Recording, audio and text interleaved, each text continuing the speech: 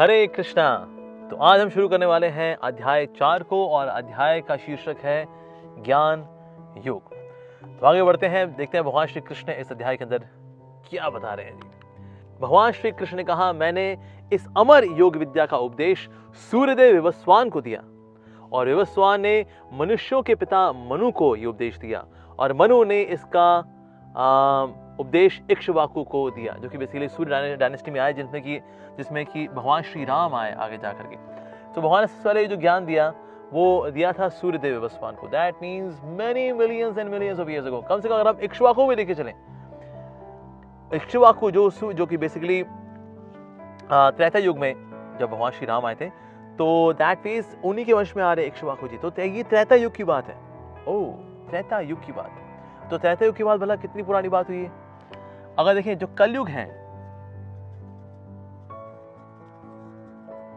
कलयुग is 4,32,000 years, ठीक है जी। अगर इसको लेके चलें x, ठीक है जी, और इसमें से अभी सिर्फ 5,000 साल ही बीते हैं, अभी बहुत कुछ बाकी है। कलयुग से पहले आता है द्वापर युग।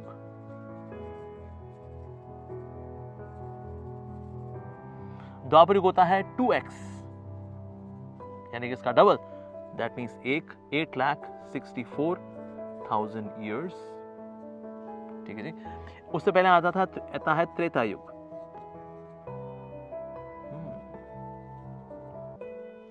त्रेता युग होता है 3x, तो यानी कि इसका 3 गुना, तो मोटा मोटा 12,96,000 ईयर्स, ओके। और जो सतयुग होता है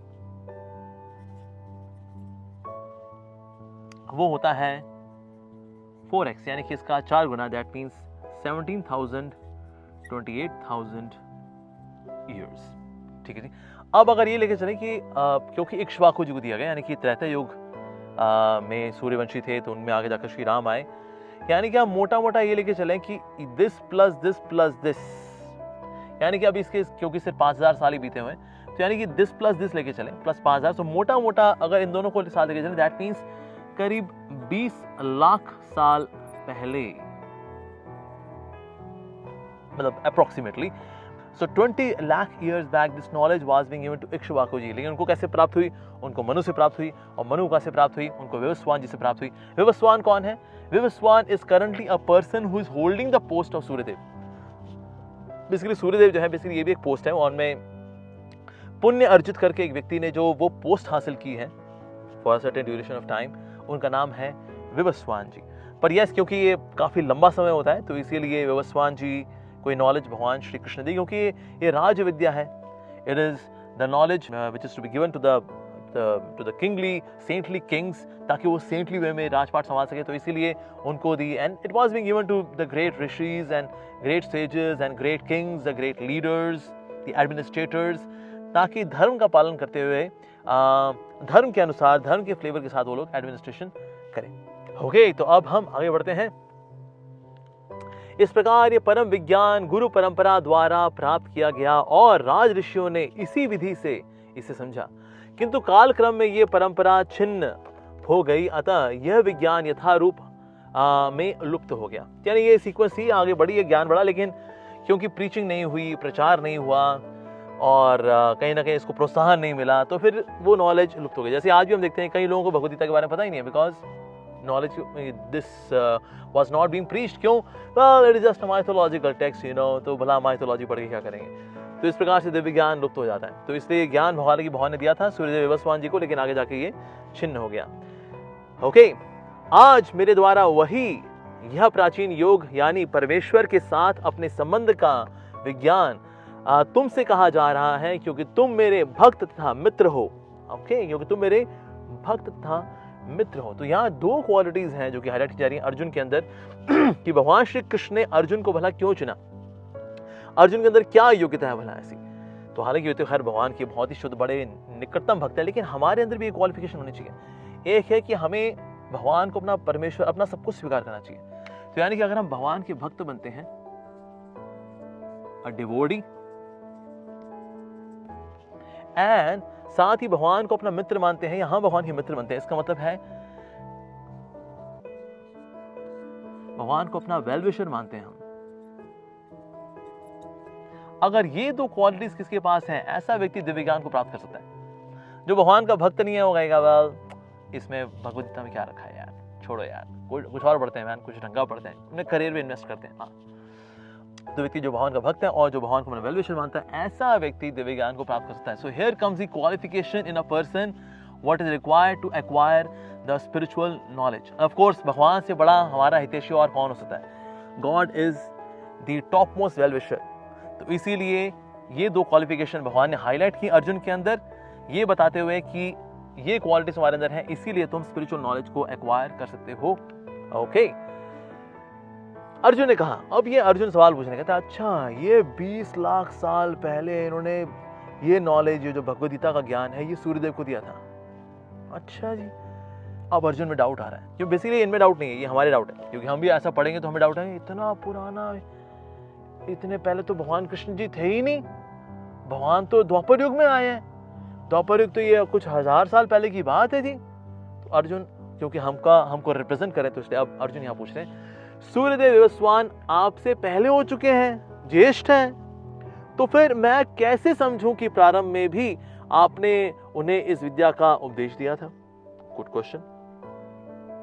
श्री भगवान ने कहा, तुम्हारे तथा मेरे अनेकानेक जन्म हो चुके हैं, मुझे तो उन सब का स्मरण है, किंतु हे परंतपा तुम्हें उनका स्मरण नहीं रह सकता है। तो ये हमारे में और भगवान में अंतर है कि भगवान भी इससे पहले कई बार प्रकट हुए हैं।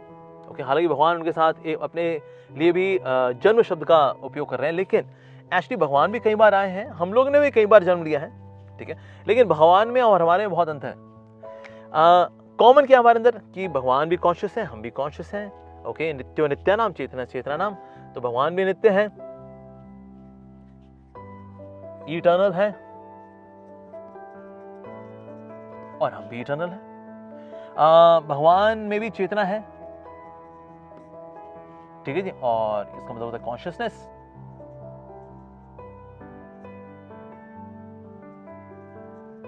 और हमें भी कॉन्शियसनेस है, but he is supremely conscious, he also have some consciousness, he is also eternal and we are also eternal. तो भगवान में और हमें कुछ डाउट कॉमन भी है, लेकिन हमें और भगवान में अंतर भी है।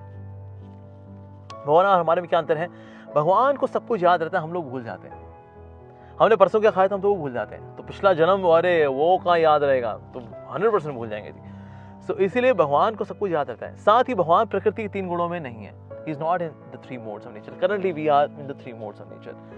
भगवान जब यहाँ पर आते हैं, भगवान किसी कार्य को संपन्न करने के लिए आते हैं, then he goes back. He can also empower someone कि भाई ओके मेरा एक शाक्ता विश्व अवतार है, आप ये कार्य संपन्न करके आ जाइए, एंड दैट्स इट। भगवान को वो भी याद रहता है, लेकिन हम भूल जाते हैं, वी फॉरगेट भगवान। और हम यहाँ पर क्या प्रोजेक्ट निभाने नहीं आए, हमारा तो एक ही प्रोजेक्ट है कि भोग हो जाए, मजा हो जाए थोड़ा बहुत, बस दैट्स इट। माया भगवान को नहीं ढक सकती, लेकिन माया हमको ढक सकती है।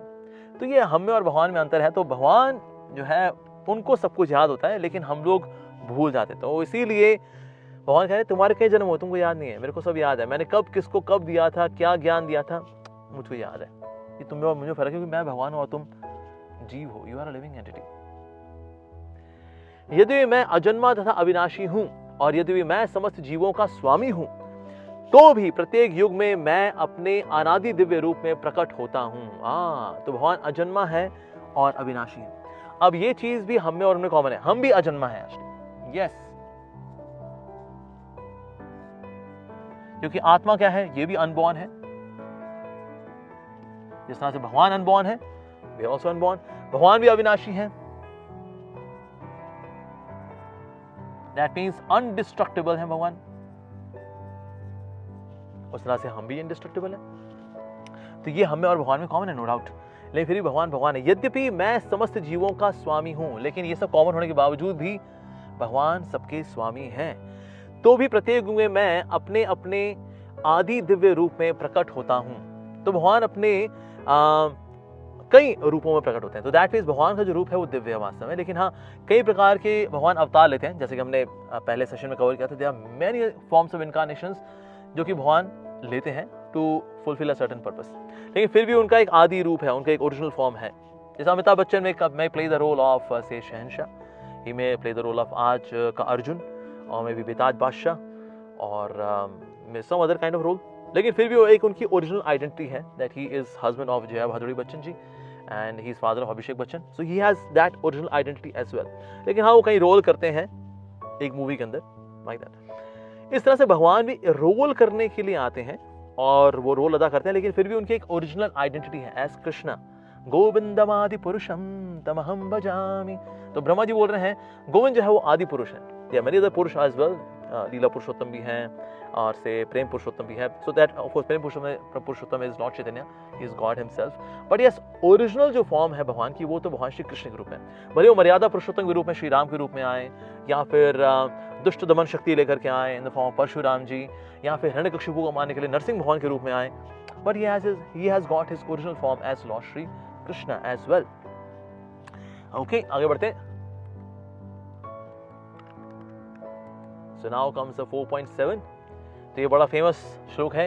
यदा यदा ही धर्मस्य ग्लानिर्भवति भारत अभ्युत्थानम् अधर्मस्य तदात्मानं सृजाम्यहम्। हे भरतवंशी, जब भी और जहां भी धर्म का पतन होता है और अधर्म की प्रधानता होने लगती है, तब मैं अवतार लेता हूं। क्योंकि संसार में क्या है, ग्रेविटेशनल पुल है। ग्रेविटेशनल पुल क्या करता है, सब चीजों को नीचे खींचता है। तो धर्म को भी ना नीचे खींच देगा, पवित्रता को नीचे खींच देगा, दया को नीचे खींच देगा, तपस्या को नीचे खींच देगा। ग्रेविटेशनल पुल है। तो जैसे ही धर्म की हानि होती है, ओके, तो भगवान फिर से धर्म को इंस्पायर करने के लिए, उसको बढ़ाने के लिए फिर से भगवान अवतरित होते हैं। So that's the purpose of Lord's advent. Okay, भक्तों का उद्धार करने और दुष्टों का विनाश करने तथा धर्म को फिर से स्थापन करने के लिए हर युग में भगवान प्रकट होते हैं। तो भगवान ने यहाँ अपने बता रहे 3 प्रोजेक्ट है भगवान के आने के। भक्तों का उद्धार करना, ये जो भक्तों का उद्धार करना है, this is the primary purpose. Okay ji, दुष्टों का विनाश करना ये है, पर ये ना ये सेकेंडरी पर्पस है। एक्चुअली दुष्टों का नाश करने के लिए भगवान को खुद को आने की आवश्यकता नहीं है। भगवान ने वहाँ बाढ़ ला दी, यहाँ पर भूकंप आ गया, या मान लो वर्ल्ड वॉर हो गई, उसमें कई सारे दुष्ट वैसे ही मर जाते हैं, तो उसके लिए भगवान को आने की आवश्यकता नहीं है। लेकिन हाँ, ये जो कारण है ना, भक्तों का उद्धार, ये है भगवान अपने भक्तों की खुशी के लिए प्राइमरीली आते हैं। दुष्टों का नाश करने के लिए आते हैं। जैसे हिरण्यकशिपु को मारना, तो हिरण्यकशिपु मारना कोई मुश्किल बात नहीं है। ओके, नो डाउट इस बार जब नरसिंह भगवान आए थे तो उन्होंने अपनी गोद में लिटा करके उसको फाड़ दिया भगवान ने। पहली gastrointestinal surgery without anaesthesia, without operation theatre, operation successful, patient dead. तो दैट मींस दुष्टों को मारना भगवान के लिए कोई बड़ी बात नहीं है। इनफैक्ट एक बात तो हिरण्यकशिपु को भगवान ने खिंचा के थप्पड़ मारा और वो लेट गया, मर गया वो, मतलब फाड़ना फूड़ना भी नहीं पड़ा भगवान को। तो दुष्टों को मारना, हाँ, ये तो सेकेंडरी पर्पस है। ठीक है, ये भी कर लेंगे, जब आए हैं तो ये काम भी कर लेते हैं। लेकिन प्राइमरी पर्पस होता है भक्तों का उद्धार करना, भक्तों से मिलना, भक्तों को पोषण देना। तो शबरी के बेर खाना, ये भगवान का प्राइमरी पर्पस है, क्योंकि वहाँ मेरी एक भक्त इंतजार कर रही है, भजन कर रही है। उनके गुरु ने बोला है, मतंग ऋषि ने, कि श्री राम यहाँ आएंगे। तो दैट मींस भक्तों से मिलने के लिए जाना, वो that's the primary purpose of the Lord. लेकिन हाँ, दुष्टों का विनाश करना, ठीक है, रावण वगैरह को मारना है, बीच में कुछ ये दुष्ट वगैरह कुछ राक्षस वगैरह आएंगे, okay, I will kill them, I will have some fun, you know, या तो भगवान वो भी कर लेते हैं। लेकिन प्राइमरी पर्पस भगवान का होता है भक्तों का उद्धार करना, ठीक है जी। और साथ में जब ऐसा होता है, यानी भक्तों का उद्धार होता है, दुष्टों का नाश होता है, तो उसका रिजल्ट क्या होता है कि जो धर्म होता है उसकी स्थापना होती है, क्योंकि भक्तों को पोषण मिल गया ना, भक्तों का एम्पावरमेंट मिल गई। Yes, now the religion would rule everywhere. तो इस प्रकार से भगवान अपने आने का जो पर्पस है उसको यहां बता रहे हैं। हो गई, तो हम आगे बढ़ते हैं। हे अर्जुन, जो मेरे आविर्भाव तथा कर्मों की दिव्य प्रकृति को जानता है, वह इस शरीर को छोड़ने पर इस भौतिक संसार में पुनः जन्म नहीं लेता, अपितु मेरे सनातन धाम को प्राप्त होता है। तो जो भगवान श्री कृष्ण के, ठीक है, भगवान श्री कृष्ण बोल रहे हैं, 2 चीजें किनको दिव्य माना जी। एक तो है भगवान का प्राकट्य, भगवान किस तरह से प्रकट होते हैं जी। जैसा अब जन्माष्टमी मनाई जाती है, लोग बोलते हैं ठीक, जन्म तो उनका भी हुआ, तभी तो बोलते हैं श्री कृष्ण जन्माष्टमी, यानी जन्म तो भगवान का भी हुआ है। नो डाउट ये टर्म जन्म लगा दिया था कि ओके भगवान ने जन्म लिया, लेकिन एक्चुअली देखा जाए भगवान ने जन्म कैसे लिया जी। God doesn't manifest by some biological process between male and female, ना, ऐसा बिल्कुल भी नहीं है। भगवान श्री कृष्ण का प्राकट्य है वो दिव्य है वास्तव में। तो जो ये मानता है कि भगवान प्रकट होते हैं, अपनी इच्छा से प्रकट होते हैं। होता क्या है ना, जैसे कभी किसी जेल में मान लीजिए कोई प्राइम मिनिस्टर आए या प्रेसिडेंट आए, तो जितने भी कैदी होते हैं कहते हैं अपन लोग 420, ये भी 420, तभी तो आए भाई साहब तिहाड़ जेल के अंदर। हाँ और क्या, नहीं तो लेकिन एक्सक्यूज मी सर, जो बाकी कैदी हैं जो तिहाड़ जेल में आए वो अपने कर्मों को भोगने के लिए यहाँ पर आए, कर्मों फलों को भोगने के लिए आए, बिकॉज उन्होंने कुछ गलत काम किया था। आप भुगतो जी, आओ तिहाड़ जेल के अंदर। लेकिन जब प्रेसिडेंट आते हैं, प्राइम मिनिस्टर आते हैं, वो उन्होंने ऐसा नहीं कोई गलत काम किया इसलिए वो आए, वो यहाँ पर निरीक्षण करने के लिए आए। और जेलर से पूछते हैं कि जेलर यहाँ पर ये अगर कोई ऐसा भी जो सुधर रहा है, तो जेलर कहता है हाँ सर ये फला फला है, सुधार तो इसमें है वैसे, तो गलती से चक्कू किसी पेट में डाल दिया था, बाद में बड़ा पछतावा कि अरे यार चक्कू तो सब्जी में डालना चाहिए, पेट में नहीं डालना चाहिए, तो पछतावा उसको सर। अच्छा अच्छा, वो ऐसी कितनी सजा है वैसे इसकी? वेल सर इसकी सजा है 14 साल कैद बामुशक्कत। अच्छा अच्छा, वो ऐसी लेकिन सुधार है इसके अंदर है। हाँ सर ठीक है, तो 1 महीने बाद इसको रिलीज कर दो। ठीक है सर, जैसा आप बोले सर, बिल्कुल सर। उस तरह से भगवान श्री कृष्ण भी अपनी माया शक्ति को बोलते हैं कि अच्छा इनमें कौन सुधर रहा है भाई? कहते हैं हाँ ये थोड़ा सुधर रहा है, थोड़ा आपका भक्ति करता है, आपका नाम वगैरह लेता है। कहते हैं अच्छा अच्छा अच्छा सर, कितनी सजा है इसकी? कहते हैं हाँ इसके अभी है 100 करोड़ जन्म है अभी इसके। ओह ऐसी अच्छा सुधर रहा है लेकिन ना, ठीक है इसको 1 आध जन्म में इसको रिलीज कर देना है इसको, ठीक है ओके ऑलराइट। तो दैट फेज। लेकिन जो बाकी लोग हैं संसार के अंदर, तो ये मानते हैं अरे देखो अपन लोग 420 थे, हम भी संसार में आए, हम भी कर्म भुगत रहे हैं, हमारा भी जन्म हुआ था, हम भी कर्म भुगतते हैं, हम भी दुख पाते हैं, हम भी मरते हैं। तो भगवान भी जब आते हैं उनका भी जन्म होता है, वो भी अपने कर्मों के फल भोगते हैं, उसके बाद फिर वो भी मरते हैं। तो अपने जैसा मान लेते हैं जो कैदी होते हैं, वो प्राइम मिनिस्टर को, प्रेसिडेंट को वैसे ही मान लेते हैं। लेकिन एक्चुअली प्रेसिडेंट आया है यहाँ पर सबकी सजा कम कराने के लिए, राइट? अगर कोई सुधर रहा हो उसकी सजा कम कर देंगे प्राइम मिनिस्टर या प्रेसिडेंट। उस तरह से भगवान आते हैं हमारे कर्मों की पोथियों को काटने के लिए आते हैं। लेकिन जो कम समझदार लोग होते हैं उनको लगता है वेल अपन लोग 420, ये भी 420, ये प्रभु भी जो है संसार के बंधन में है जी, हम भी जन्म मृत्यु चक्कर में, ये भी जन्म मृत्यु के चक्कर में। एक्सक्यूज मी, भगवान के जो कार्यकलाप है वो दिव्य होते हैं। So Krishna when he comes or any of his incarnation when they come, तो भगवान अपनी खुद की इच्छा से आते हैं। आत्म माया, तो कभी कभी जो आत्म माया शब्द है जब उसको कोई व्यक्ति पढ़ लेता है, बोलते हैं ओ भगवान भी यानी कि माया के द्वारा फंस करके संसार में उन्होंने जन्म लिया जी। ओ नहीं सर एक्सक्यूज मी, आत्म माया, आत्म माया का मतलब ये है कि भगवान अपनी खुद की योग माया शक्ति से आते हैं, महामाया से नहीं आते। So there are 2 kind of maya शक्ति।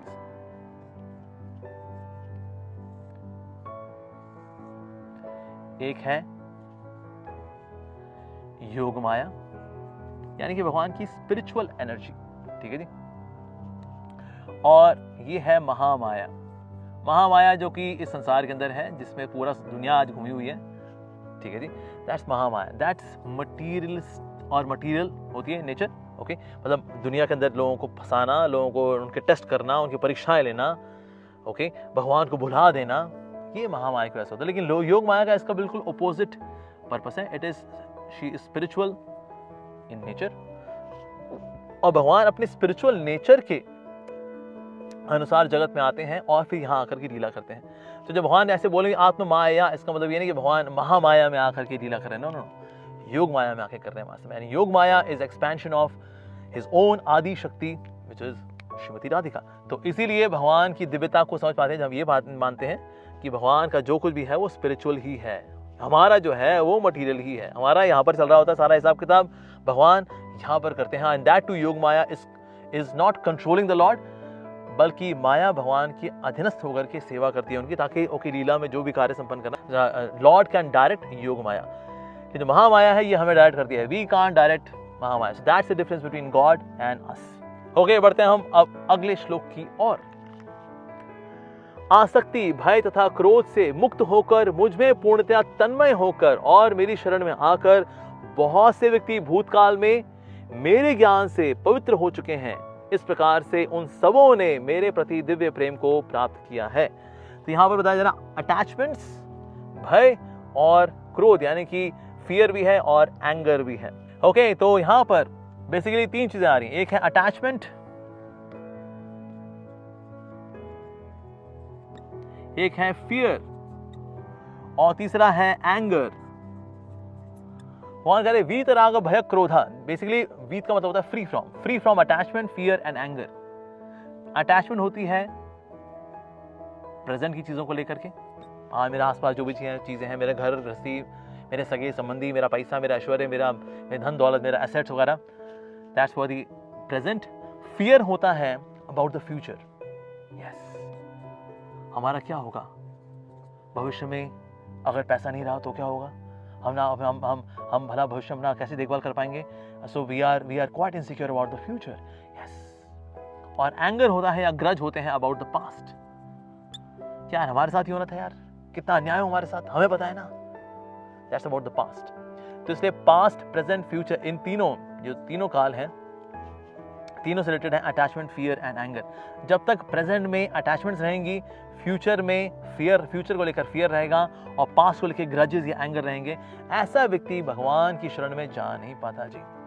और ऐसे में होता क्या, present is tense, future is also tense, past is also tense. इसलिए अंग्रेजी में बोलते हैं present tense, future tense, past tense, क्योंकि हमारा सब कुछ टेंस ही रहा है, because it was full of attachment, fear and anger. लेकिन इन तीनों से मुक्ति चाहिए हमें। यस, मुक्त होकर, मुझ में पूर्णतया तन्मय होकर के, यानी भगवान में संलग्न होकर के, उनकी सेवा में जाकर के, मेरी शरण में आकर के बहुत से व्यक्ति भूतकाल में मेरे ज्ञान से पवित्र हुए हैं। तो भगवान का जो ज्ञान है, भगवान से संबंधित जो ज्ञान है, हमें पवित्र करने वाला है। It is going to purify us. Yes, purify our hearts, purify our desires, our perspectives, our existence purify होते हैं, क्योंकि ये हमें कंटैमिनेट करते हैं। Attachments, fear and anger, they contaminate us, और इसलिए हम लोग टेंस जीवन जीते हैं, वर्तमान में भी, भविष्य में भी, और अतीत में भी, और अतीत को लेकर के भी।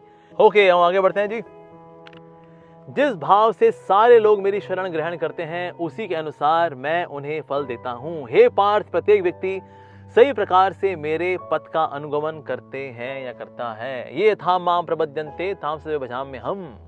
यस, तो जो भगवान की शरण में जिस भाव से आएगा, भगवान वैसे ही रेसिप्रोकेट करते हैं। कहते हैं हाँ भाई, आपको उतना ही चाहिए तो ठीक है, उतना दे दूंगा, और चाहिए और दूंगा, और चाहिए और दूंगा।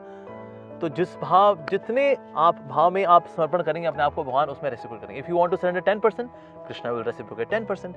If you surrender yourself 50%, Krishna will also reciprocate 50%. In case you surrender 100%, Krishna will also reciprocate 100%. जिस भाव के साथ भगवान को अप्रोच करता है, भगवान अपने उसी भाव को प्रकट करते हैं। ही रिस्पॉन्ड्स अकॉर्डिंगली।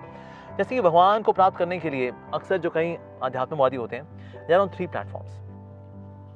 जो सबसे निचला प्लेटफॉर्म है, दैट इज द ब्राह्मण प्लेटफॉर्म। ओके, ब्राह्मण प्लेटफॉर्म का मतलब होता है निराकार को मानना। ठीक है जी।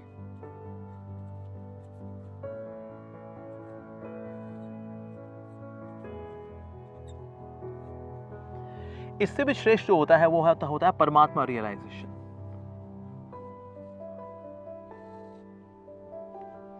परमात्मा साक्षात्कार।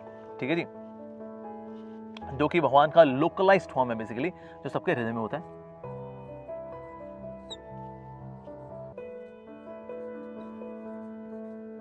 ये है हृदय में स्थित भगवान का रूप। और सबसे ऊंचा जो रियलाइजेशन है वो है भगवान का in the form of Bhagwan. Okay, this is the topmost realisation, जो कि भगवान के धाम में जो भगवान के रूप है, बेसिकली जो उनका आदि रूप है।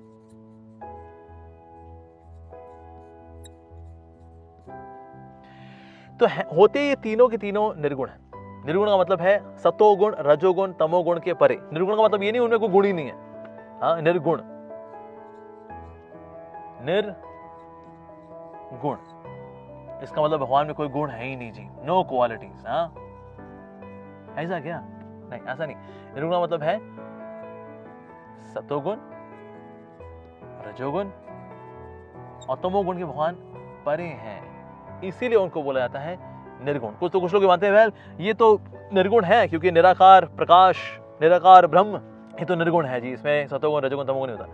लेकिन हाँ, ये सतोगुण वाले फॉर्म से ही ये भगवान के इनका कार्यकलाप क्या है, तो ये इसको इसलिए इनको बोलते हैं ये है सगुण ब्रह्म, ये है निर्गुण ब्रह्म। एक्सक्यूज मी, ये सब के सब निर्गुण में ही आते हैं। ठीक है जी। तो भगवान का जो रूप है वो निर्गुण होता है। That means it is beyond 3 modes of material nature. लेकिन हाँ, अभी भगवान के एस्पेक्ट्स हैं कि भगवान श्री कृष्ण जो है, he is in his original form, okay, या सबके हृदय में परमात्मा रूप में, या फिर उनके शरीर से निकलने वाला जो प्रकाश है, दैट इज ब्रह्म। अब अगर कोई भगवान को भाई निराकार लेके चलना चाहता है, भगवान उसको यही प्रकाशित करते हैं अपना, क्या ठीक है भाई, तुमको यही चाहिए, ठीक है, ऑलराइट, तो मेरे निराकार प्रकाश की ओर तुम लोग। अब वो बोले आपका परमात्मा रूप में मुझे दर्शन हो जाए, सबके हृदय में जो परमात्मा रूप में आप विराजमान है, ठीक है, हाँ, that is also my expansion, ये मेरा विस्तार है।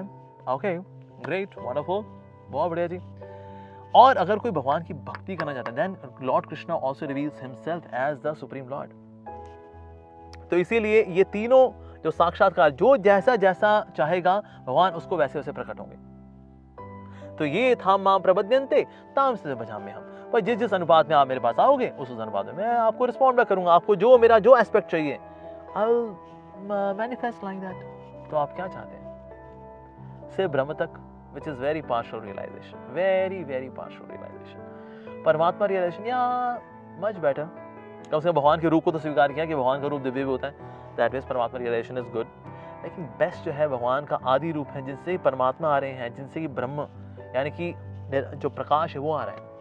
ऐसे क्या होता है, जैसे ये शब्द आता है ना ब्रह्म, बस भाई उस वक्त जितने भी निराकारवादी वो खुश रहते हैं, बस निराकार निराकार निराकार निराकार। As soon as it comes the word Brahman, actually Brahman के और ही मीनिंग्स हैं। ब्रह्म का मतलब और एक तो हो गया निराकार प्रकाश हो गया, एक इसका मतलब ये भी होता है जो वास्तव में प्रकृति के तीन गुणों के परे है, यानी कि निर्गुण है, उसको भी बोला जाता है ब्रह्म। तो ये भी है। साथ ही इसका मतलब है एक अमृत, जो आध्यात्मिक नेचर में अमृतमय है, that is known as Brahma. Even आत्मा भी है, क्योंकि वो भी निर्गुण है इन ओरिजिनल कॉन्स्टिट्यूशन, इसलिए कभी कभी आत्मा के लिए भी इस्तेमाल होता है ब्रह्म। लेकिन इसका मतलब ये नहीं कि आत्मा जो है वो भगवान होगी, नहीं नहीं नहीं। इसलिए दो शब्द आते हैं शास्त्रों के अंदर, एक आता है ब्रह्म, एक है पर ब्रह्म। और भगवान के लिए इस्तेमाल होता है Para Brahman, because he is Para, that means he is the supreme Lord actually. पर ये भी ब्रह्म है in the sense he is also beyond three modes of material nature and he is personification of amrit, immortality. तो जो मृत्यु के परे है, एक और मीनिंग जो ब्रह्म का है, जो जन्म मृत्यु के परे है।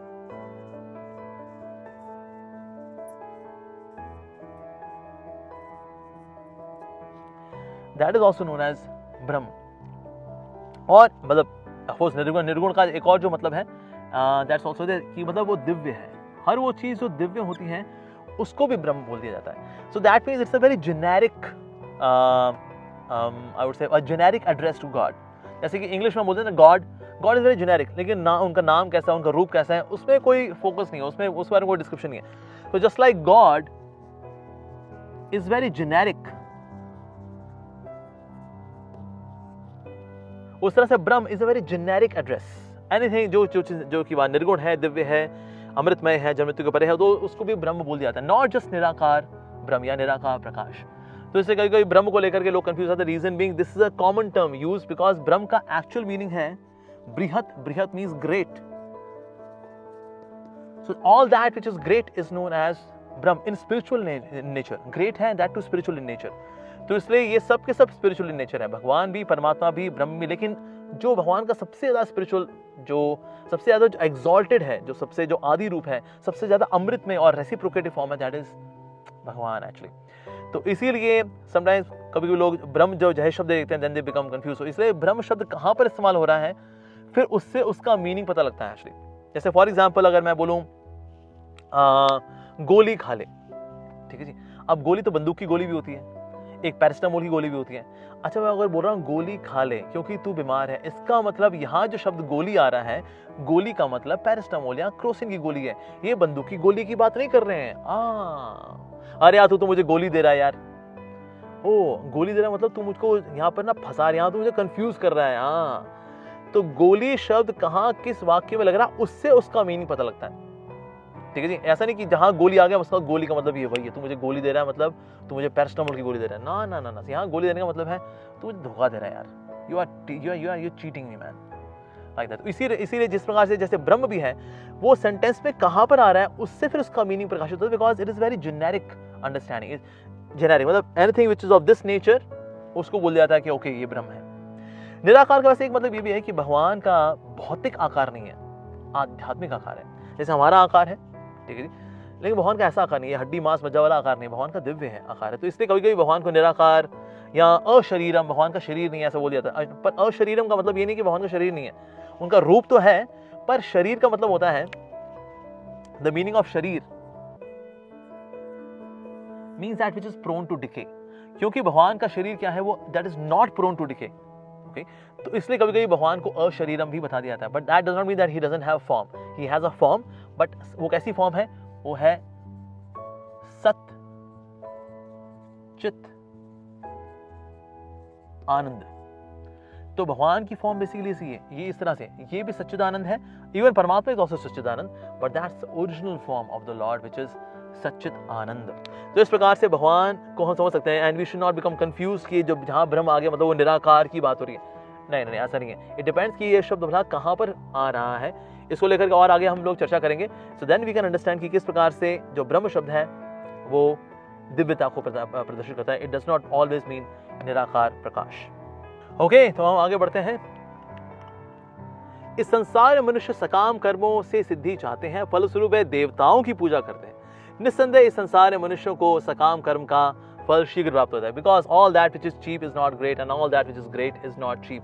तो सकाम कर्म से जो फल प्राप्त होते हैं, well not so great, so इसलिए उसको वो आराम से मिल भी जाते हैं। लेकिन भगवान यहाँ उसके लिए थोड़ी मेहनत करनी पड़ती है, नो डाउट। ओके, तो अगला श्लोक है, प्रकृति के तीनों गुणों और इनसे संबंध कर्म के अनुसार मेरे द्वारा मानव समाज के 4 विभाग रचे गए। यद्यपि मैं इस व्यवस्था का सृष्टा हूँ, मैं बनाने वाला हूँ, किंतु तुम ये जान लो कि मैं इतने इनके परे हूँ और अव्यय अकर्ता हूँ। बेसिकली भगवान जो है चतुर्वर्ण मया सृष्टा। भाई अभी ये 4 प्रकार के वर्ण भगवान ने बनाए, ठीक है जी। 4 प्रकार के वर्ण कौन कौन से हैं? उसमें आते हैं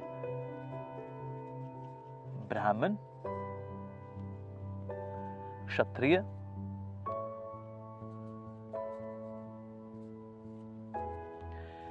वैश्य और शूद्र, ठीक है जी। जो ब्राह्मण होते हैं, those they are in mode of goodness,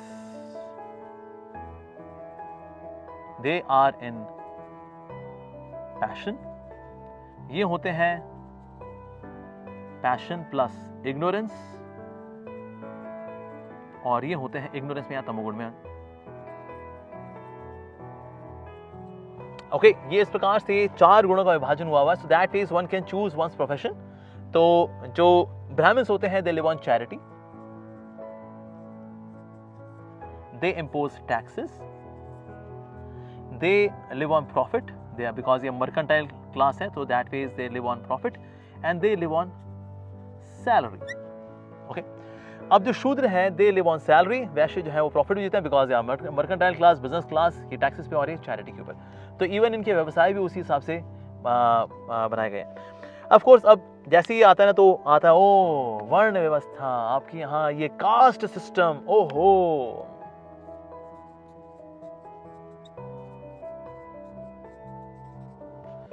caste system, इसके ऊपर चेपी लगा दी जाती है, कास्ट सिस्टम। ये देखिए, ये कास्ट सिस्टम है। आप लोगों ने ब्राह्मण, क्षत्रिय, वैश्य, शूद्र, यहाँ पर कल्चर है। सबको समान अधिकार होना चाहिए। एक्सक्यूज मी, समान अधिकार सबको है, सबको जीने का हक है। Okay, these are only professions. Say for example, somebody wants to be a teacher, somebody wants to be a priest. ये उसका स्वभाव है, because the person is naturally in mode of goodness. जो व्यक्ति राजसिक होता है, उसका स्वभाव है that to be an administrator. So क्षत्रिय होते हैं, they are administrators actually. जो वैश्य होते हैं, they are business class people. Okay, और शूद्र होते हैं, they are working people. Even a software engineer, एक डॉक्टर भी या फिर एक सॉफ्टवेयर इंजीनियर भी, they take salary, so they are also शूद्र। तो क्या शूद्र होने की बहुत खराब बात है? नहीं। हुआ कहना बेसिकली ये एक रॉन्ग नैरेटिव दे देगा कि शूद्र मतलब ओए शूद्र तूने मैं छू लिया, अरे अरे मुझे स्नान करना पड़ेगा। ये सब नौटंकीबाजी दिखा दी गई और इसके ऊपर ये स्टिकर लगा दिया गया, this is caste system. But actually caste system is the wrong word for them. ये एक्चुअली क्या है, ये बेसिकली ये वर्ण सिस्टम है। वर्ण का मतलब होता है that means you choose your profession as per your nature. और ऐसा नहीं कि मान लीजिए अगर कोई व्यक्ति किसी फैमिली में जन्म लेता है, लेकिन उसके अंदर he is more inclined to do say being a teacher actually. So even somebody who is a salaried person, ठीक है, अ सैलरीड पर्सन, उसके यहाँ पर एक बच्चा पैदा होता है जो कि who wants to be a teacher because he is a very sattvik kind of person and he wants to educate the world. That means a person is now can be counted as a Brahmin. That means ऐसा नहीं कि जो ब्राह्मण होते हैं वो goodness में होते हैं, एक्सक्यूज मी, जो लोग गुडनेस में होते हैं they are known as Brahmanas.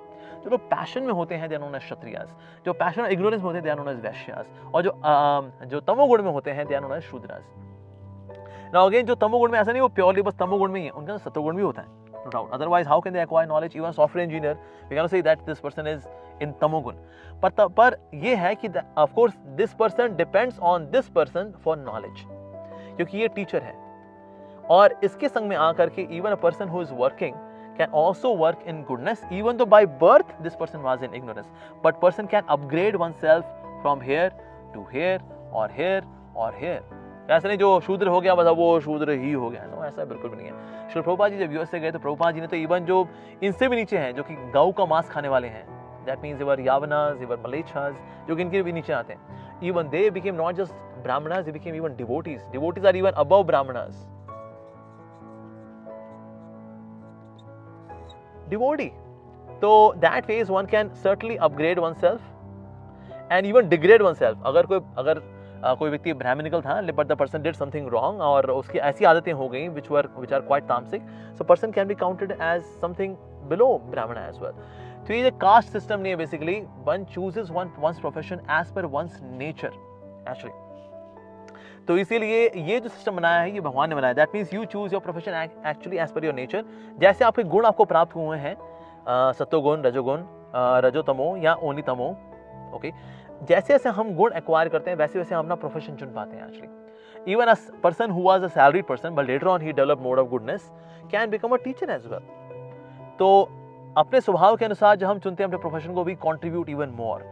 So that way there is no such thing as caste system, and you will see that there are the priestly class and administrator class and the mercantile class or a business class and the working class. All of them they exist all across the globe, not just in India, everywhere. ये USA में भी मिलेंगे, पाकिस्तान में भी मिलेंगे, अफगानिस्तान में मिलेंगे, China में मिलेंगे, हांगकांग में मिलेंगे, ऑस्ट्रेलिया में मिलेंगे, न्यूजीलैंड में मिलेंगे, रशिया में मिलेंगे, यूरोप में मिलेंगे, अफ्रीका में मिलेंगे, North America, South America, Canada, Greenland, Iceland, South Pole, North Pole, सब जगह पर आपको ये चार स्वभाव वाले लोग मिल जाएंगे. तो जिसका जैसा स्वभाव होगा वैसा वो प्रोफेशन चुनता है. दैट इज वर्ण system. It is not about छुआछूत, ये ऊंची जात का है, ये नीची जात का है, इसने उसको छू लिया, उसने उसकी परछाई छू ली, ओ हो राम राम राम राम, अब मुझे तो गंगा में स्नान करना पड़ेगा. ये सब this was distorted version of varna system. तो this is known as varna system. ठीक है जी. और इसका जो डिस्टॉर्टेड प्रैक्टिसेस थी that was called as caste system, जिसमें कुछ सो कॉल्ड ब्राह्मणास ने छुआछूत शुरू कर दी थी. So chhuachhut is not part of the system. I repeat, chhuachhut is not part of the system which is created by God. ये भगवान के द्वारा बनाया गया. तो इसीलिए the distorted version of varna system is caste system. पर यही हाईलाइट हो गया तो इसके ऊपर चेपी लगा दी गई, लो जी कास्ट सिस्टम. अपने स्वभाव के अनुसार अपना प्रोफेशन चुनिए. That is what has been highlighted in this verse. Okay, अब बढ़ते हैं हम अगले श्लोक की ओर. मुझ पर किसी कर्म का प्रभाव नहीं पड़ता, न ही मैं कर्म फल में की कामना करता हूँ. जो मेरे संबंध में इस सत्य को जानता है वह कभी भी कर्मों के पाश में नहीं बंधता. जो ये मानता है भाई भगवान नहीं बंधते, भाई भगवान तो दिव्य हैं. अच्छा ओके, तो तू भी नहीं बंधेगा फिर. माया छोड़ दे इसको, क्योंकि मेरे दिव्य स्वभाव को जानता है. So that means we should know that Lord is transcendental. प्राचीन काल में समस्त मुक्त आत्माओं ने मेरे दिव्य प्रकृति को जान करके ही कर्म किया. अतः तुम्हें चाहिए कि उनके पद चिन्हों का अनुसरण करते हुए अपने कर्तव्य का पालन करो. यस. तो जैसे पहले महान जीवात्माओं ने किया वैसे करेंगे, फॉलो करेंगे, then we will be safe. अपने नए तरीके ढूंढेंगे, फंस जाएंगे. सो जैसे पहले किया ना मुक्त आत्माओं ने, जो just follow the path, you will be delivered, you will also become मुक्त आत्मा. कर्म क्या है और अकर्म क्या है इसे निश्चित करने के लिए बुद्धिमान व्यक्ति भी मोहग्रस्त हो जाते हैं. अतएव मैं तुमको बताऊंगा कि कर्म क्या है, जिसे जानकर तुम सारे अशुभ से मुक्त हो सकोगे. तो ये बड़ी कंफ्यूजन रहती है, भाई क्या है ये कर्म की बारीकियों को समझना अत्यंत कठिन है. अतः मनुष्य को चाहिए कि वह ये ठीक से जाने कि कर्म क्या है, विकर्म क्या है और अकर्म क्या है. ओके, तो क्या होता है कर्म, विकर्म और अकर्म. ठीक है जी. कर्म का मतलब होता है ऐसे कर्म जो कि आप शास्त्रों के अनुसार करते हैं, मोटे मोटा पुण्य. ठीक है जी. अगर आप विकर्म करते हैं यानी कि ऐसे कार्य जो कि शास्त्र में निहित नहीं है, तो वो कहलाते हैं पाप. यस. और एक और भी वो है अकर्म, which is actually भक्ति. ऐसे कार्य जो कि भगवान को समर्पित होते हैं, that is known as भक्ति. तो बेसिकली हमें अकर्म करना चाहिए, क्योंकि ये दोनों के केस में ना देयर इज कार्मिक मैट्रिक्स।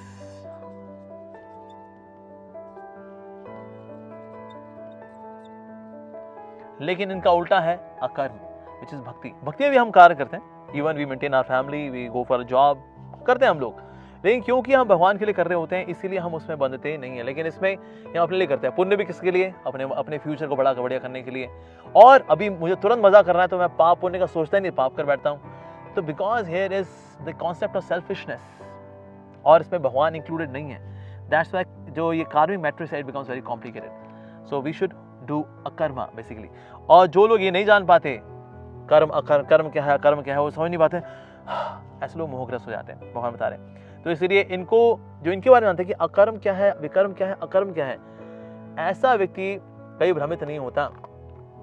ओके, तो इसीलिए कर्म की बारीकियों को समझना जरूरी है। जो मनुष्य कर्म में अकर्म और अकर्म में कर्म को देखता है वह सभी मनुष्यों में बुद्धिमान है और सब प्रकार के कर्मों में प्रवृत्त होकर भी दिव्य स्थिति को प्राप्त करता है। बेसिकली जो अकर्म कर रहा है बेसिकली ये भी कर्म कर रहा है, यानी एक्टिविटी कर रहा है,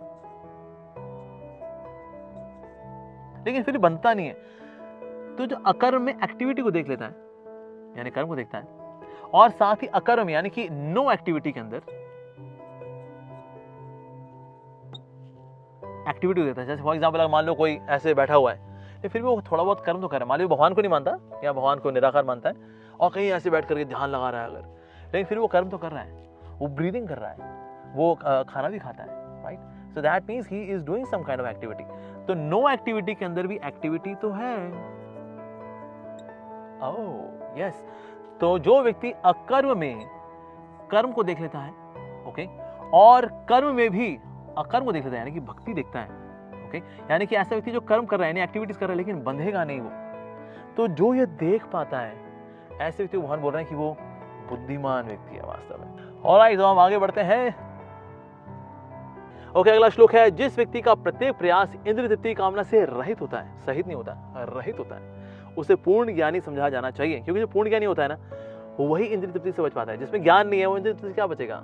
यार मजा कर लो यार, जिंदगी मिलेगी ना दोबारा, कर लो मजा भाई। सो दैट वे ऐसे व्यक्ति को हम ज्ञानी नहीं बोलेंगे, उसको अज्ञानी बोलेंगे। But the one who is free from the desire for sense gratification he is actually पूर्ण ज्ञानी। उससे ही साधु पुरुष ऐसा कर्ता कहते हैं जिसे पूर्ण ज्ञान की अग्नि से कर्म फलों को भस्मसात कर दिया है। ओके, सो दिव्य ज्ञान, क्योंकि इस चैप्टर का नाम है दिव्य ज्ञान। So here the knowledge has been compared to first. तो पहली एनालॉजी आ रही है जो ज्ञान को डिस्क्राइब कर रही है, that is of fire. Fire जिस तरह से ईंधन को जला देती है, उस प्रकार से दिव्य ज्ञान, ये जो स्पिरिचुअल नॉलेज है, बेसिकली स्पिरिचुअल नॉलेज,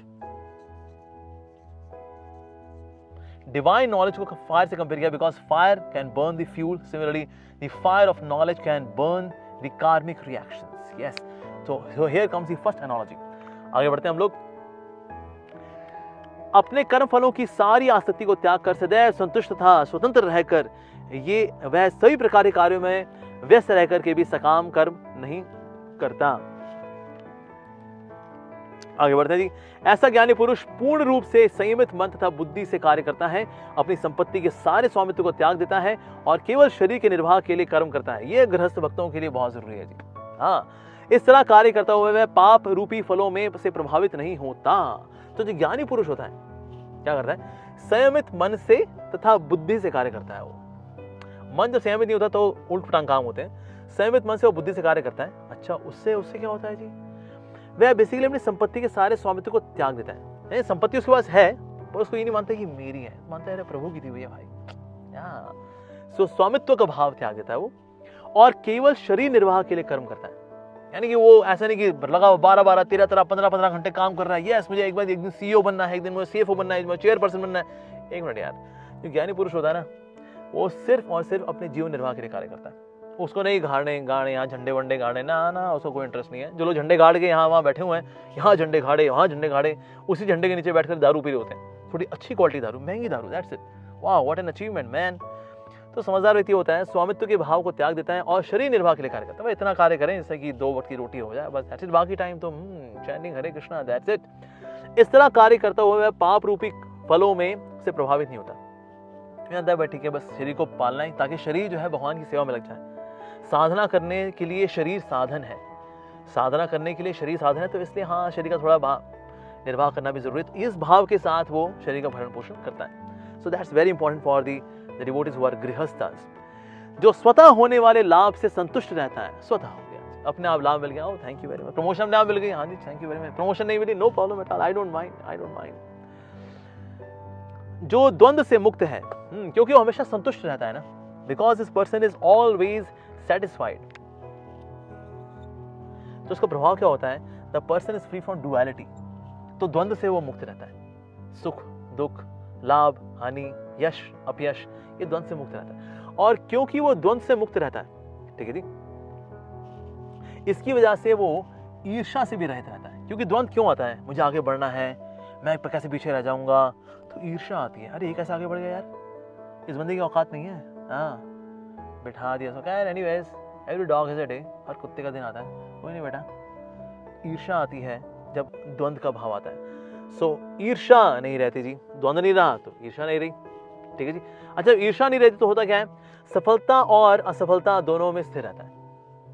भाई वैसे ईर्ष्या है नहीं किसी से, I am not having any competition with anyone, तो सफलता असफलता कंपैरिजन वेल इनके परे हो जाता है वो। ओके, वह कर्म करता हुआ भी कभी नहीं बंधता, ऐसा व्यक्ति जो है कभी भी नहीं बंधेगा। व्हाई? क्योंकि सफलता असफलता के परे है वो। अच्छा वो ऐसे कैसे हो गया, ईर्ष्या नहीं करता ना, ईर्ष्या नहीं करता, ऐसा कैसे, अरे द्वंद नहीं रहा उसके मन में कोई, ओह अच्छा द्वंद क्यों नहीं रहा उसके मन में, संतुष्ट रहता है ना वो। अच्छा भाई संतुष्ट क्यों रहता है वो, संतुष्ट ऐसे रहते हैं क्योंकि उसका जो मन है वो भगवान में लग गया, इसीलिए। So that way, so this is the sutra of doing action but not getting bound. तो भगवान ने साइंस को बड़े सुंदर तरीके से यहाँ समझाया, and how we should be free from duality, enviousness, beyond success, failure, and we really doing action but not getting bound by karma. Okay, जो पुरुष प्रकृति के गुणों के प्रति अनासक्त है और जो दिव्य ज्ञान में पूर्णतया स्थिर है, उसके सारे कर्म ब्रह्म में लीन हो जाते हैं। ब्रह्म में लीन अगेन भगवान की सेवा में युक्त हो जाते हैं। यहाँ ब्रह्म का मतलब ओके भगवान की सेवा में युक्त हो जाते हैं। That means that offering becomes divine. जो पुरुष प्रकृति गुणों के प्रति अनासक्त है, बेसिकली ये सतो रजो तमो के परे ऐसा व्यक्ति। जो व्यक्ति कृष्ण भावना में पूर्णतः लीन रहता है, उसे अपने आध्यात्मिक कर्मों के योगदान के कारण अवश्य ही भगवत धाम की प्राप्ति होती है, क्योंकि उसमें हवन आध्यात्मिक होता है और हवि भी आध्यात्मिक होता है। ओके, अब यहाँ पर देखें, ब्रह्मार्पणम ब्रह्म हवि ब्रह्माग्नो ब्रह्मणा हुतम ब्रह्मैव तेन गंतव्यम ब्रह्म कर्म समाधिना। अब इसमें ब्रह्म बार बार आ रहा है, लेकिन ब्रह्म का कहाँ पर किस चीज के लिए इस्तेमाल हो रहा है वो यहाँ देखना पड़ेगा। वो कभी ऑफरिंग के लिए इस्तेमाल हो रहा है, जैसे यहाँ लिखा है हवि, कभी हवन के लिए इस्तेमाल हो रहा है, ठीक है जी, तो कभी भगवत धाम के लिए इस्तेमाल हो रहा है। तो कब कहाँ पर सेम ब्रह्म शब्द किसके लिए इस्तेमाल हो रहा है, that we are able to understand by taking the words of the acharyas. सो इसीलिए तब इसका हम असली मीनिंग समझ पाते हैं। पर यहाँ पर क्योंकि सबके सब दिव्य हैं, चाहे वो भगवत धाम हो या फिर ऐसा हवन हो या फिर ऐसा हवि यानी कि ऑफरिंग हो, ये सब के सब ट्रांसेंडेंटल हैं, दिव्य हैं, निर्गुण हैं और हमें अमृत का आस्वादन कराने वाले हैं। तो इसीलिए सबको ब्रह्म की तरह के लिए यहाँ पर काउंट कर दिया। सो ब्रह्म ब्रह्म ब्रह्म ब्रह्म लाइक दैट। पर ब्रह्म यहाँ इतना भ्रमित नहीं हो रखा, ओ माय गॉड इतने सारे ब्रह्म हो गए, ओ माय गॉड ये तो टंग ट्विस्टर हो गया भाई। उसको हम राइट कॉन्टेक्स्ट में लेके चलेंगे, it's very easy to understand. और उसके लिए प्रभुपाद जी ने बहुत ही सुंदर ट्रांसलेशन दी है। अगर कोई इसको सही कॉन्टेक्स्ट में समझाएगा, कौन समझाएगा, जो भगवान का शुद्ध भक्त है, जैसे श्रील प्रभुपाद जी। कुछ योगी विभिन्न प्रकार के यज्ञों द्वारा देवताओं की भली भांति पूजा करते हैं और कुछ परब्रह्म रूपी अग्नि में आहुति डालते हैं। सो बेसिकली कुछ लोग यज्ञ करते हैं तो उसमें दान वगैरह करते हैं। So there are two things, एक है अपने पोजेशंस को देना और एक है खुद को देना, ऑफरिंग वन सेल्फ, यानी कि खुद को दे देना। अब खुद को देने का मतलब ये नहीं कि मैं अब कहीं अग्नि में अपने आप को डाल दूंगा और फिर यज्ञ में जाकर फिर मैं एक हो जाऊंगा, नहीं, ऐसा नहीं है। इट इज जस्ट दैट मैंने अपना मन, वाणी, बुद्धि, विचार, अपना सर्वस्व जो है भगवान को अब समर्पित कर दिया है उनकी सेवा में। That is giving one self. Possessions यानी कि खुद को नहीं देता ऐसा व्यक्ति, लेकिन हाँ कहता है भाई हमसे दान ले लो, आप दान हम दे देंगे, हाँ नहीं खुद को नहीं देंगे, हाँ। So basically this is a less surrendered stage of life, this is more surrendered. व्यक्ति कह रहा है यार पोजेशंस क्या है, पोजेशंस में क्या दूंगा प्रभु, जो मेरे पास है वो आप ही का तो दिया हुआ है, तो मैं आपको क्या दूंगा। पर the person who is giving possessions he is also surrendered, but he is less surrendered. But the one who is giving oneself, जो खुद को दे दे, he is more surrendered. ठीक है जी. तो इसी संदर्भ में आता है कि इनमें से कुछ विशुद्ध ब्रह्मचारी श्रवण आदि क्रिया द्वारा इंद्रियों को मन की नियंत्रण रूपी अग्नि में स्वाहा कर देते हैं. ओके, श्रवण करता है. कौन करता है? विशुद्ध ब्रह्मचारी. और दूसरे लोग नियमित गृहस्थ इंद्रिय विषयों को इंद्रियों की अग्नि में स्वाहा कर देते हैं. तो एक बात तो ये आ गई कि okay, giving one's possessions and then giving oneself. जिस तरह से ये प्रोग्रेस इस तरह से चलती है, शुरू में व्यक्ति अपने पोजेशंस को दे पाता है और फिर खुद को दे पाता है.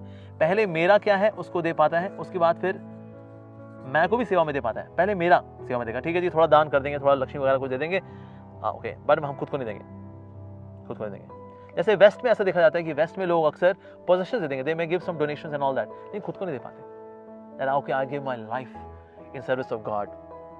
ओके, और देंगे तो फिर थोड़ा को सैलरी वाली ऑफ कोर्स लेंगे अगर if they give completely themselves. लेकिन पहले व्यक्ति मेरा को दे पाता है, फिर उसका मैं को दे पाता है. मैं को दे पाना बड़ा कठिन है, पर मैं को भला कौन लोग दे पाते हैं? एक्चुअली तो यहाँ बताया जाता है जो विशुद्ध ब्रह्मचारी हैं वो असल में मैं को देते हैं. ओके, सो ये जो क्वालिटी है ये basically this belongs to the Brahmacharis.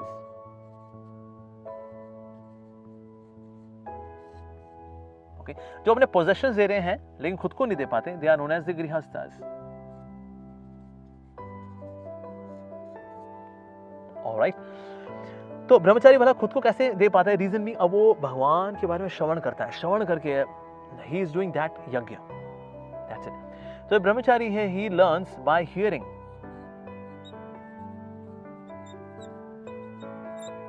Okay, जो गृहस्थ होता है he learns more by experience. Experience करने के बाद उसको पता लग जाता है यार ये बहुत ही अनुभव तो बड़ा ऊपर-टांग रहा है यार. संसार में हमने ये सोचा था हम खूब मजा करेंगे, फिर ऐसा व्यक्ति गृहस्थ आश्रम में देख लेता है वेल दिक्कतें तो हैं. And then finally he also experience से सीखने के बाद he also comes to hearing. यानी कि ऐसा व्यक्ति अब आता है वानप्रस्थ आश्रम के अंदर. वानप्रस्थ आश्रम में again he also does the same thing which is hearing and then he learns. So few lessons he learns by experience and then few lessons he learns by hearing. And that's known as the वानप्रस्थ आश्रम. जो experience से सीखने वाला है ये है गृहस्थ लाइफ.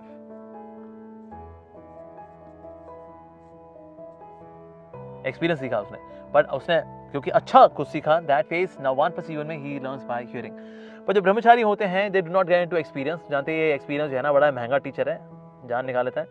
तो समझदार लोग होते हैं वो क्या करते हैं, सीधे हियरिंग से ही सीख लेते हैं and then they become perfect. लेकिन जो व्यक्ति एक्सपीरियंस सीखता नहीं, सुन के नहीं सीखना चाहता, तो फाइनली उसको experience and finally hearing and then he would also become perfect like that. तो इसलिए भगवान इस बात को यहां समझा रहे हैं that in the beginning one gives one's only possessions, पर लेकिन जो ज्यादा सरेंडर है he gives one's very self. Okay, तो हम आगे बढ़ते हैं जी. दूसरे जो मन तथा इंद्रियों को वश में करके आत्म साक्षात्कार करना चाहते हैं, संपूर्ण इंद्रियों तथा प्राणवायु के कार्यों को संयमित मन रूपी अग्नि में आहुति कर देते हैं. Yes, so that means we are to control our mind. Ultimately वो बहुत जरूरी है. अपनी प्राणवायु, that means giving one's very self. कठोर व्रत अंगीकार करके कुछ लोग अपनी संपत्ति का त्याग करके कुछ कठिन तपस्या द्वारा, कुछ अष्टांग योग पद्धति के द्वारा, अभ्यास द्वारा अथवा दिव्य ज्ञान में उन्नति करने के लिए वेदों के अध्ययन द्वारा प्रबुद्ध बनते हैं. सो these are various ways people take to become perfect. अन्य लोग भी हैं जो समाधि में रहने के लिए श्वास को रोके रहते हैं, यानी अष्टांग योग के जो फॉलोअर्स हैं, like they do pranayama not just for good health, not just to get rid of problems, but for yoga. वे अपान में प्राण को, अप्राण में अपान को रोकने का अभ्यास करते हैं और अंत में प्राण अपान को रोककर समाधि में रहते हैं. अन्य योगी कम भोजन करके प्राण की प्राण में ही आहुति देते हैं. तो बेसिकली अष्टांग योग की विधि है जो कि कलयुग में प्रैक्टिकल नहीं है एक आम व्यक्ति के लिए, पर इस भगवान बता रहे कि हाँ ये भी करते हैं लोग. In Satyuga people used to do this, और इसके माध्यम से वो परफेक्ट होते थे. ये करते थे, लेकिन ये किसके लिए करते थे? भगवान के लिए करते थे, नारायण के लिए करते थे. सो दे वुड बिकम परफेक्ट. तो ये सब करना अपने आप में काफी नहीं है. ये सब करना नारायण को प्राप्त करने के लिए, भगवान के धाम को प्राप्त करने के लिए ये क्या करते थे सत्युग में लोग. But in modern age this is not practical, but इस भगवान ने फिर भी इसको मेंशन किया, या this is also one of the ways. ये सभी यज्ञ करने वाले यज्ञों का अर्थ जानने के कारण पाप कर्मों से मुक्त हो जाते हैं और यज्ञों के फल रूपी अमृत को चक्कर परम दिव्य आकाश की ओर बढ़ते हैं। दिव्य आकाश मतलब ये नहीं सिर्फ आकाश, it means spiritual sky where there are spiritual planets, तो वहां की ओर बढ़ जाते हैं बेसिकली। हे कुरुश्रेष्ठ, जब यज्ञ के बिना मनुष्य इस लोक में या इस जीवन में ही सुखपूर्वक नहीं रह सकता, तो फिर अगले जन्म का तो कहना है क्या भाई। इस जन्म में अगर आप खुश हो रहे हैं ना, then you have to do some yajna baba, then you will get all the prosperity, जैसे हमने पिछले चैप्टर में डिस्कस किया था। तो जब इस जन्म की भाई खुशी नहीं रह पाएगा, अगले जन्म तो भूल ही जाओ। तो इसलिए यज्ञ तो हम व्यक्ति को करना पड़ेगा। दैट मीन्स यज्ञ जो कलयुग में है प्रैक्टिकली, दैट इज हरि नाम संकीर्तन यज्ञ। या ओके, ये विभिन्न प्रकार के यज्ञ वेद सम्मत हैं। हाँ जी, ऐसा नहीं ये जो स्वाहा स्वाहा करके जो मतलब जो भी यज्ञ हो रहे हैं, चाहे हरिनाम संकीर्तन यज्ञ हो या स्वाहा स्वाहा वाला यज्ञ हो, ये कि वो बैठा था बंदा उसने निकाल दिया, नहीं सर, ये वेद सम्मत हैं, ये शास्त्रों में दिए गए हैं, they are the words of God. और ये सभी विभिन्न प्रकार के कर्मों से उत्पन्न है, इन्हें इस रूप में ही जानने पर तुम मुक्त हो जाओगे। वंडरफुल। हे परंतपा, द्रव्य यज्ञ से ज्ञान यज्ञ श्रेष्ठ है, यानी स्वाहा स्वाहा वाला जो यज्ञ है इससे श्रेष्ठ है ज्ञान यज्ञ, यानी कि ज्ञान को प्राप्त करना। ये भी यज्ञ है, जो दिव्य वाणी है इसको कानों में लेना, ये यज्ञ कुंड हो गया आपका, और यहाँ आप स्वीकार कर रहे हैं। सो जो ज्ञान यज्ञ है इस श्रेष्ठ देन द्रव्य यज्ञ। स्वाहा स्वाहा। ओके, हे पार्थ, अंतोदगत्वा सारे कर्म यज्ञों का अवसान दिव्य ज्ञान में होता है। तो बोला स्वाहा स्वाहा करके होता क्या? स्वाहा स्वाहा करके होता क्या? हमने कर्म फलों को अर्पित करे होते हैं, राइट। जैसे मैंने कोई यज्ञ ऑर्गेनाइज किया, मैंने किसी को बुलाया और उसने यज्ञ किया, या हरिनाम संकीर्तन यज्ञ हो गया। जब यज्ञ में क्या करते हैं, यज्ञ में हम जो आहुति देते हैं, when we give ourselves, which is the best way, अगर हम कुछ आहुति देते हैं अगर हम अपने कर्म फलों को अर्पित करते हैं, उससे हमारे कर्म शुद्ध होते हैं। कर्म शुद्ध होता है तो उससे हमारा अस्तित्व शुद्ध होता है। हमारा अस्तित्व शुद्ध होता है तो इसमें हमारी बुद्धि भी शुद्ध होती है। जब बुद्धि शुद्ध होती है तो ना ज्ञान समझ में आता है, अदरवाइज ना ज्ञान समझ में नहीं आता। लोग किताब खोलते हैं, उसमें सो जाते हैं, उसमें उसी में लार गिर रही होती है उनकी। अरे भाई भगवत गीता समझ आ रही, कहता है पता नहीं यार ये क्या चल क्या रहा है भाई। अरे क्यों? अभी बुद्धि शुद्ध नहीं हुई है। बुद्धि क्यों नहीं शुद्ध हुई? बिकॉज अस्तित्व शुद्ध नहीं हुआ। अस्तित्व क्यों शुद्ध नहीं हुआ? बिकॉज कर्मों के फल शुद्ध नहीं हुए। कर्मों के फल क्यों नहीं शुद्ध हुए? आहुति दी नहीं कभी, इसलिए व्यक्ति पहले कर्म योग का पालन करता है, उसके बाद फिर वो ज्ञान में आ पाता है। सो द्रव्य यज्ञ से श्रेष्ठ है ज्ञान यज्ञ। हे पार्थ, अंतोदगत्वा सारे कर्म फलों का अवसन है दिव्य ज्ञान को प्राप्त करना। अच्छा, तो दिव्य ज्ञान कैसे प्राप्त हो जाएगा जी? या कोई यूनिवर्सिटी है क्या? मतलब कहाँ जाना पड़ेगा इसके लिए? क्या करना पड़ेगा भला हमको? हाँ, तो यहाँ फिर बहुत बता रहे, तद्विधि प्रणिपातेन परिप्रश्नेन सेव्या उपदिक्षन्ति ते ज्ञानम ज्ञान सत्वदर्शिनः। तुम गुरु के पास जाकर सत्य को जानने का प्रयास करो, उनसे विनीत होकर के जिज्ञासा करो और उनकी सेवा करो। स्वरूप सिद्ध व्यक्ति तुम्हें ज्ञान प्रदान कर सकते हैं, क्योंकि उन्होंने सत्य के दर्शन किए हुए हैं बाबा। तो गुरु के पास जाना चाहिए। तो अगर कोई कांजी भाई को मिला हुआ है, पीके ओ माय गॉड देखी हुई है, हमें किसी गुरु की जरूरत नहीं है, I can have direct connection with God. Excuse me sir, Bhagavad Gita बोल रही है one should go to guru. Yes, गुरु के पास हमें जाना चाहिए। अब गुरु के पास अगर आप जाते हैं तो गुरु के पास जाने के लिए और उनके पास जा करके लाभ उठाने के लिए there are few characteristics जो कि आपके अंदर होने चाहिए।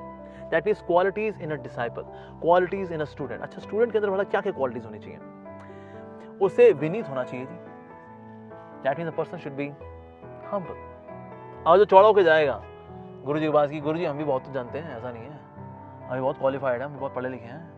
हाँ, तो ऐसा व्यक्ति जो है नॉलेज नहीं दे पाएगा। गुरु देखेंगे भाई तेरे को तो बहुत कुछ आता है, हाँ, तो मैं तेरे को क्या पढ़ाऊंगा भाई? तो that is you are so gyani. So guru के पास जाकर we should feel like I am, मैं तो गधा हूँ, मैं तो अज्ञानता में हूँ, यस मैं तो सीखने के लिए आया हूँ। जो चैलेंजिंग स्पिरिट में जाएगा कि आज देखना गुरु जी को चुप करा दूंगा। हाँ, गुरु जी बहुत बनते हैं अपने आप को, हम भी जानते हैं भैया, हम भी नत्थु खरे नहीं है। हाँ, तो जो विनीत नहीं है वो गुरु के पास पहली बात तो जाएगा नहीं, और अगर गलती से पहुंच गया तो उनका संग का लाभ नहीं उठा पाएगा। दूसरी क्वालिटी क्या है? एक तो विनीत होना होगा, साथ ही जिज्ञासा करनी चाहिए उसको। तो गुरु के पास जाके से दर्शन नहीं करने थे, महाराज जी दर्शन करने आए थे आपके। अरे से दर्शन करने आए थे तो लो ये फोटो ले लो, ये फोटो फ्रेम लगा लो अपने कमरे के अंदर, रोज दर्शन कर लिया करो। गुरु के पास जाना चाहिए जिज्ञासा करने के लिए, क्वेश्चंस पूछने चाहिए। और जो प्रमाणिक गुरु होंगे ना, वो जिज्ञासा को एनकरेज करेंगे। हाँ पूछिए, सवाल पूछिए, ओके, और उनके जवाब देंगे शास्त्रों के आधार पे, अपनी मेंटल कॉन्कॉक्शन के आधार पे नहीं। ओके, तो जिज्ञासा करनी चाहिए।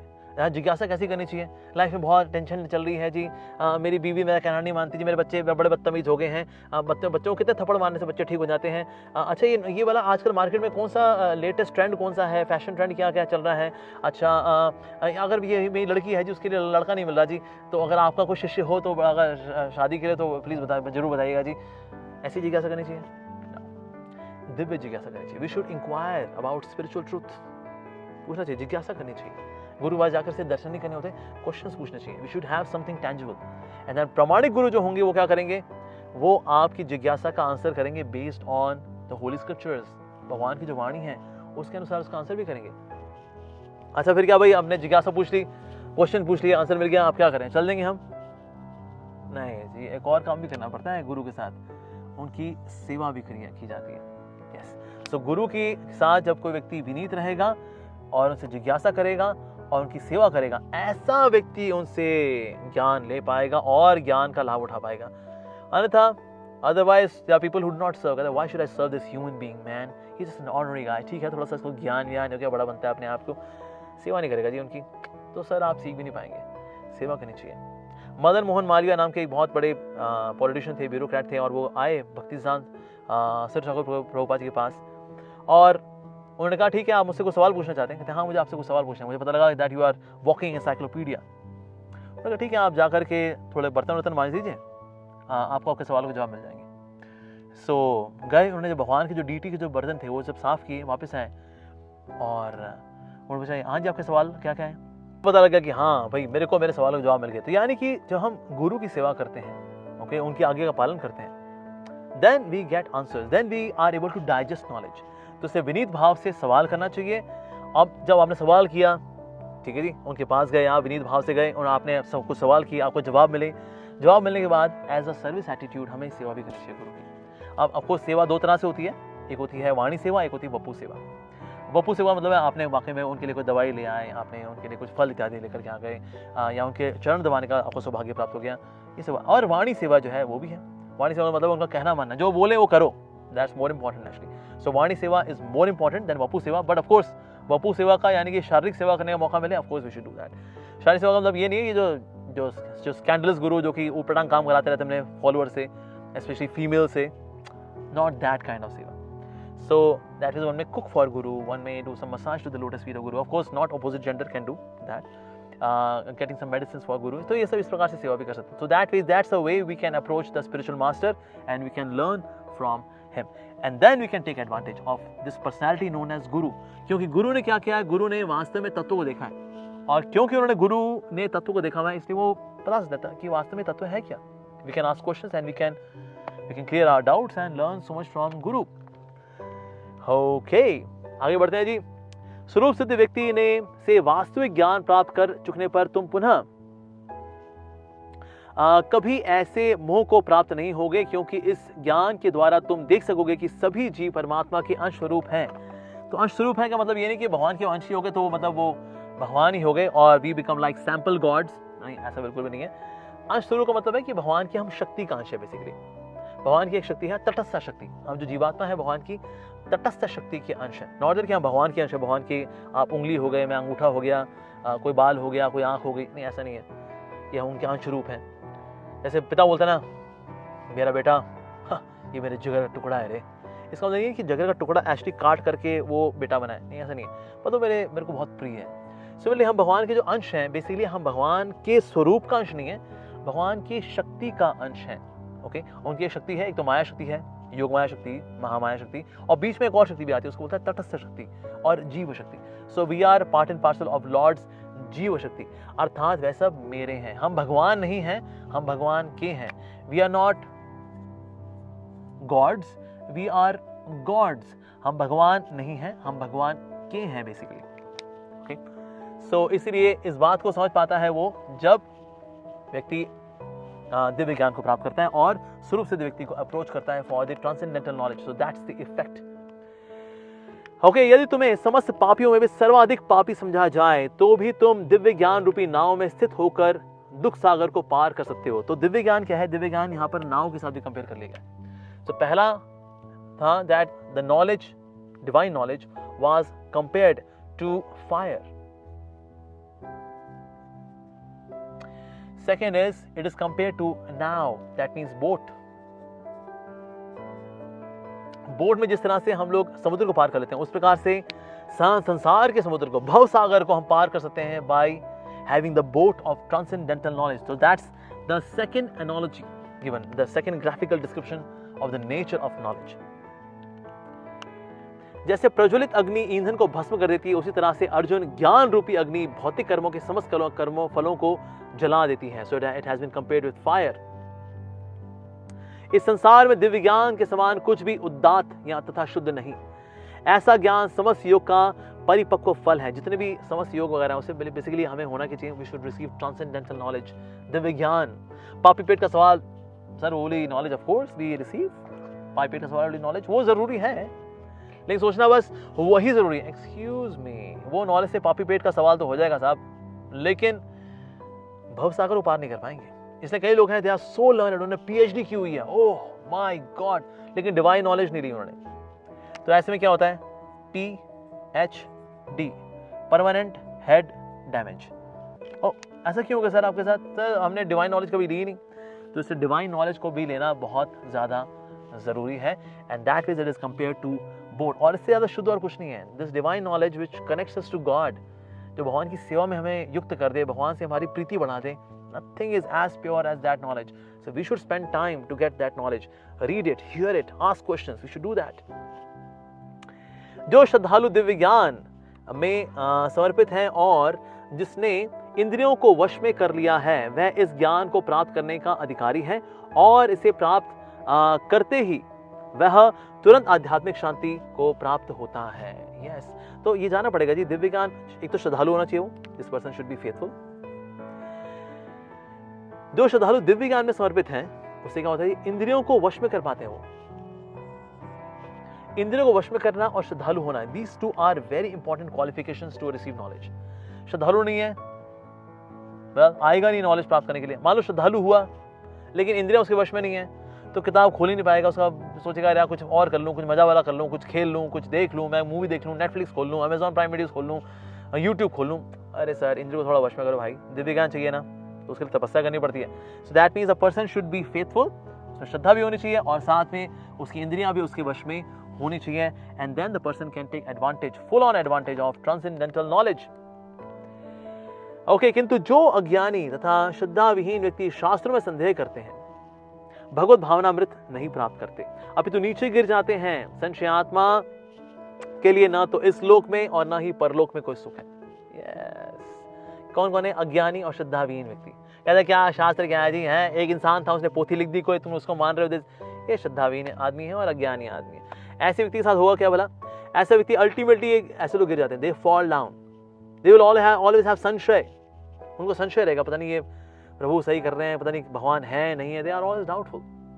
जैसे एक व्यक्ति है, उनका नाम है हेरोल्ड कुश्नर. उन्होंने एक बुक लिखी, why bad things happen to good people. अच्छे लोगों के साथ बुरा क्यों होता है. He was a priest, he was a rabbi in a church. और उनके बेटे को प्रोजेरिया हुआ. प्रोजेरिया की वजह से उनकी बेटी की डेथ हुई. ही वाज डाउटफुल कि पता नहीं भगवान है नहीं है, लेकिन बाइबल में लिखा है. नहीं, बाइबल में लिखा है that God is all merciful. Second, God is all knowing, सब कुछ जानने वाले भगवान. And he is all powerful, यानी भगवान सबसे अधिक शक्तिशाली हैं. अब पहले तो ये बताया करते थे that God is all merciful, he is all knowing and all powerful. पर जब उनकी बेटी की डेथ हुई प्रोजेरिया से, तो उनको लगा यार इनमें से ना कोई एक क्वालिटी भगवान में नहीं होनी चाहिए. बिकेम संशय आत्मा. इनमें से कोई एक क्वालिटी नहीं होनी चाहिए. If God is all powerful and is all knowing, then maybe he is not all powerful. भगवान अगर सबसे ज्यादा मर्सीफुल भी हैं, गॉड इज ऑल मर्सीफुल, और ऑल नोइंग भी हैं, maybe is not all powerful. दम नहीं है भगवान के अंदर कि मेरे बच्चे को बचा सकते हैं, ताकत नहीं थी इनके अंदर. और अगर वो ऑल मर्सीफुल भी हैं और ऑल पावरफुल भी हैं, फिर ऑल नोइंग नहीं है. उनको पता नहीं है यार जिसको मार रहे हो, अरे आपके खुद के भक्त का बच्चा है वो, क्या है यार.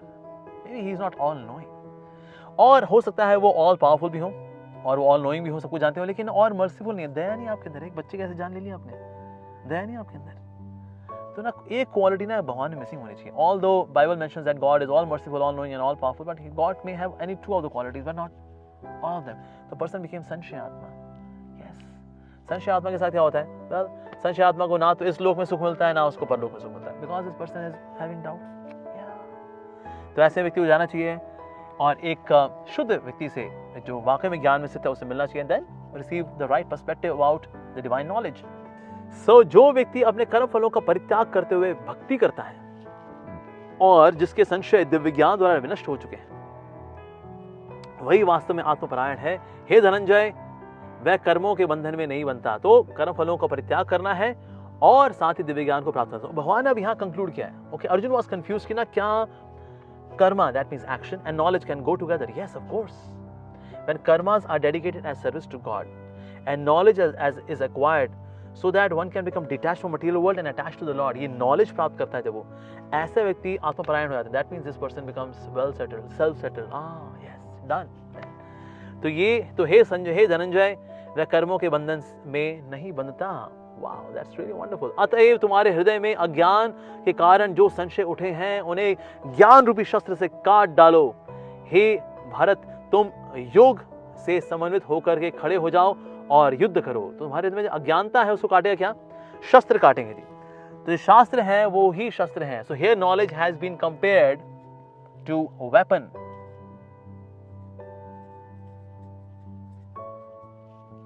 सो वेपन से क्या करते हैं हम? काटते किसी चीज को। सो अज्ञानता को अगर कट करना है, then ignorance has to be cut, weapon of knowledge. भव सागर को अगर पार करना है उसके लिए नाव जो है, that is also divine knowledge. और अगर पाप कर्मों के फलों को जला के भस्म करना है तो उसके लिए फायर है, divine knowledge. So these three analogies are being given in this 4th chapter about the nature of knowledge. जो डिवाइन नॉलेज है उसका स्वभाव कैसा होता है।